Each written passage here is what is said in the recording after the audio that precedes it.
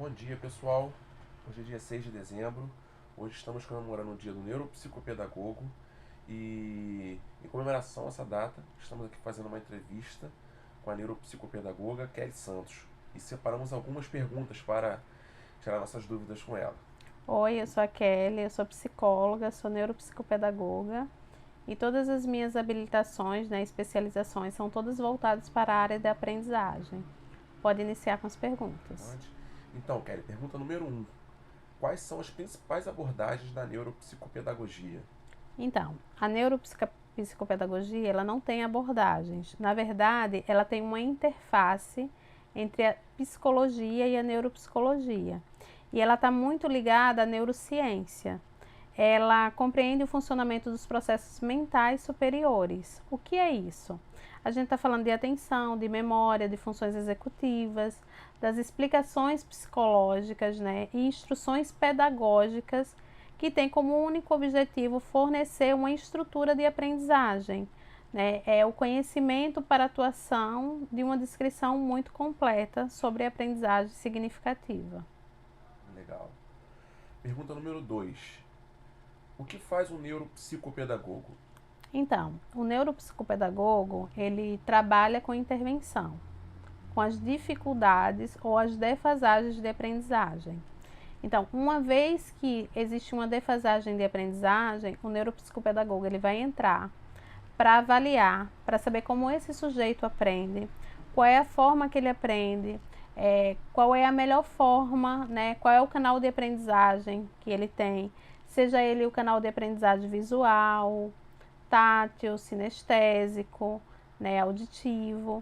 E aí, a partir do momento em que ele vê qual canal de aprendizagem esse aprendente aprende, ou ele tem mais condição de aprender, ele vai acabar fazendo um plano de intervenção para este sujeito, para este paciente, para este aluno, já que a gente atua nas diversas instituições, sejam acadêmicas, clínicas, ou demais instituições. Pergunta número 3. Após a conclusão da pós-graduação, já estamos prontos para atuar ou necessita de mais alguma formação acadêmica, mais algum curso?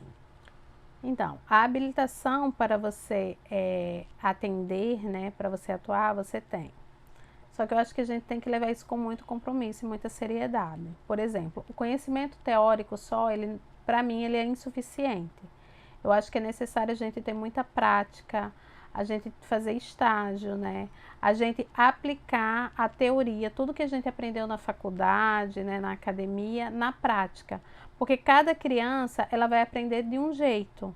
Então, se ela vai aprender de um jeito, então logo eu não posso usar um protocolo só para duas crianças com a mesma demanda. Então, eu acho que precisa sim de cursos de extensão, de estágios, entre outras coisas. Bom, pergunta número 4. Há algum tipo de credenciamento a ser realizado? Então, todos os profissionais, eles estão ligados, a um conselho, conselho regional e até federal.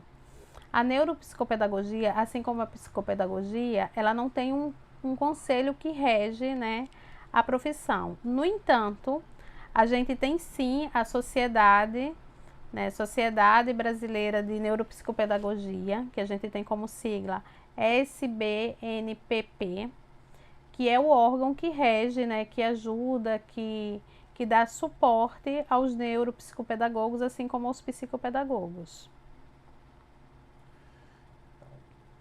Pergunta número 5. Como montar o seu próprio consultório? Tem demanda para esse tipo de atendimento? Como é que é isso? Então, a demanda de aprendizagem ela é enorme, Seja das dificuldades, eu não estou nem falando das crianças ditas especiais, das crianças com autismo, mas assim, quem nunca estudou numa turma, que tem os que são melhores em matemática, em compensação são péssimos em português, ou tem alguma dificuldade, mesmo que não seja uma dificuldade significativa, mas tem sim uma dificuldade de aprendizagem. Então, a demanda existe. O que eu acho que deve ser feito em um consultório, para montar um consultório, o custo não é um custo barato, é um custo assim significativo, porque a gente precisa lançar mão de muito conhecimento, teórico, prático. Além disso, a gente precisa ter muito material, demanda muito material, que como eu falei anteriormente, para cada paciente é um protocolo específico. Então, o principal para um consultório de neuropsicopedagogia é que ele não remeta ao mesmo ambiente escolar. Hoje, as instituições acadêmicas, a gente tem o mesmo modelo que perduram durante milênios, durante décadas, e está mais que provado que isso não gera uma aprendizagem significativa. Então, o que é que a gente precisa, né, fazer com isso? A gente precisa ter salas mais arejadas, mais limpas, limpas que eu falo, nada de muito quadro, muita coisa que a criança possa vir a se distrair. O ambiente precisa estar limpo e favorável à aprendizagem. Pode ser um ambiente descontraído, você pode fazer com almofadas no chão e a criança escrever em pranchetas, né? Pode ser um ambiente mais confortável. Se uma criança tem uma dificuldade de leitura e ela gosta muito de super-heróis, vocês podem lançar mão dos super-heróis para fazer com que essa criança leia. Então, tem que ser um ambiente diversificado e lúdico. Legal. Agora fale pra gente a sexta pergunta, né? Fale um pouco pra gente quais são os melhores cursos para se especializar nessa área. Então, na minha opinião, é fundamental que saibamos de neurociências, né? Que é como eu falei anteriormente, a gente precisa entender como é que o cérebro funciona, quais são os canais de aprendizagem que a gente tem. A gente precisa entender que a aprendizagem, ela não é só uma aprendizagem acadêmica, que quando eu falo de aprendizagem, eu falo do comportamento aprender. E o comportamento aprender assim, eu aprendi a andar, eu aprendi a falar, né? E se a criança não está acompanhando o marco de desenvolvimento que ela tem, que seria, por exemplo, ela precisa andar até 1 ano e meio. Se ela não está andando, eu posso, se ela não tem nenhum problema de tônus, né?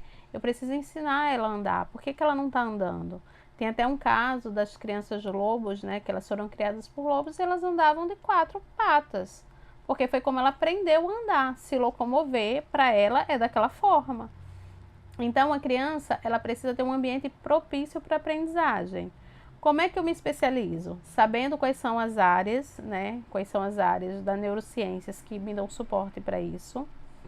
Né? As abordagens psicológicas, as neuropsicológicas também, elas são fundamentais para os processos de aprendizagem. Legal. Kelly, pergunta número 7. Quais são os kits e materiais mais utilizados pelo neuropsicopedagogo? Então, nós temos vários materiais. O neuropsicopedagogo, ele vai iniciar sempre com uma avaliação. Então, para cada demanda existe um protocolo. Normalmente a gente tem protocolos restritos a psicólogos. Então tem muito protocolo que eu posso usar porque eu sou psicóloga, mas quem não é psicólogo não pode usar. Mas tem muito material que é aberto, que pedagogo, psicopedagogo, neuropsicopedagogo, fonoaudiólogo pode usar. E aí a gente tem uma variedade de materiais. Para avaliação, que também serve para reabilitação. Eu gosto muito dos manuais de avaliação neuropsicológica cognitivo, que ele é dividido em 4 manuais, né? Ele avalia várias funções, desde leitura escrita, desde linguagem, né? Desde a questão de funções executivas, de atenção. Hoje a gente tem um mais novo que é de memória operacional, que é muito importante, né, para o aprendizado. A gente tem todos os manuais Papaterra, que eles tem algumas partes que são de intervenção, mas tem algumas também que servem para avaliação.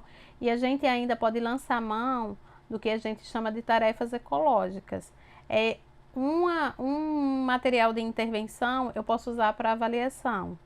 Eu posso transformar o meu material no que eu quiser. Eu que dou o direcionamento para o que ele vai ser.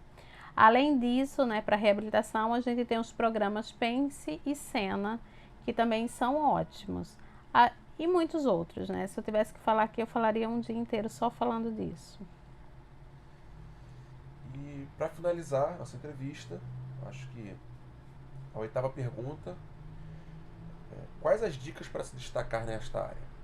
Então, para se destacar nessa área, primeiro eu acho que é muito estudo, muita prática, tratar um paciente, cada um como um, Se eu tiver 2 pacientes da mesma faixa etária, no mesmo ano escolar e com a mesma demanda, dislexia, pode ser que o protocolo que eu use para um não sirva para o outro. Então eu tenho que tratar cada um individualmente.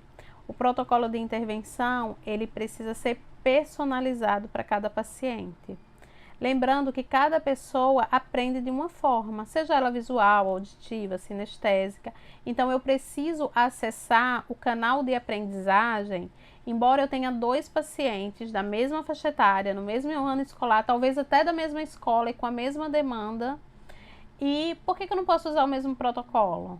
Porque pode ser que um aprenda, o canal de aprendizagem dele seja visual, e o outro, o canal dele de aprendizagem, seja auditivo. E aí? Se eu usar o visual para os dois, o que é visual vai aprender, o que é auditivo não vai aprender. Então eu acho que para se destacar em qualquer área, é você saber qual é a ferramenta certa para usar com aquele paciente. Então, é a ferramenta certa para a pessoa certa. E aí eu finalizo, né, querendo deixar qualquer pergunta, qualquer dúvida, é só deixar na caixa de perguntas. Tchau!